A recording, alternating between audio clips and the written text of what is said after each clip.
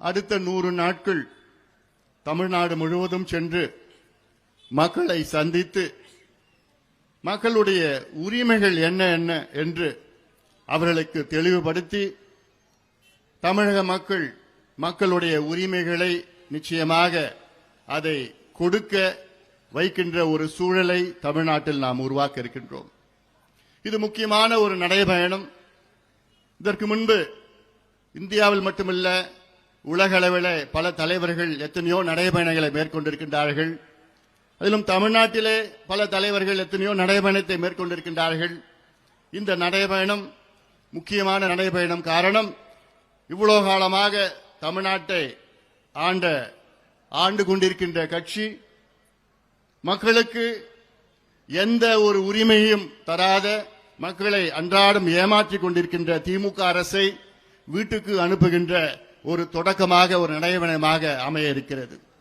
இதற்கு தமிழ்நாடு மக்கள் அனைவரும் ஒத்துழைப்பு தர வேண்டும், ஆதரவு தர வேண்டும். காரணம், நாம் கேட்பது உங்களுடைய உரிமை. இந்த நடைபயணத்தை நான் மேற்கொள்வது உங்களுக்காக.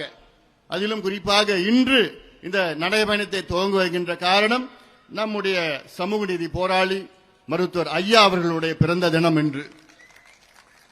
நம்முடைய மருத்துவர் ஐயா அவர்கள் நீண்ட ஆயுளுடன், நல்ல உடல் நலத்துடன், மகிழ்ச்சியோடு 100 ஆண்டுகளுக்கு மேல் வாழ வேண்டும் என்று நாம் அவரை தொடர்ந்து வாழ்த்திக் கொண்டே இருப்போம். அவர் தொடங்கிய கட்சிகள், நம்முடைய இயக்கங்கள், அவருடைய கொள்கையை நாம் கடைபிடிப்போம். மருத்துவர் ஐயாவுடைய கொள்கைகள் என்ன என்ன?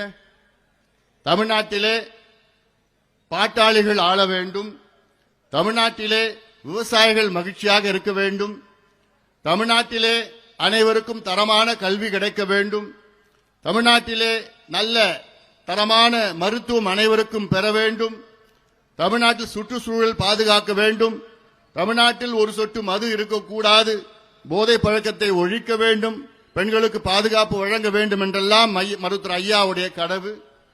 அதை நிறைவேற்றத்தான் இந்த நடைபயணத்தை நாம் மேற்கொண்டிருக்கின்றோம். இதற்கு தமிழ்நாடு மக்கள் அனைவரும் ஒத்துழைப்பு தர வேண்டும். ஒரு முக்கிய கட்டத்தில் இருக்கின்றோம். தமிழ்நாட்டிலே ஆட்சி செய்து கொண்டிருக்கின்ற மக்கள் விரோத ஆட்சி, முதல்வர் ஸ்டாலின் அவர்கள் தலைமையிலே ஒரு கொடூரமான ஆட்சி நடந்து கொண்டிருக்கிறது.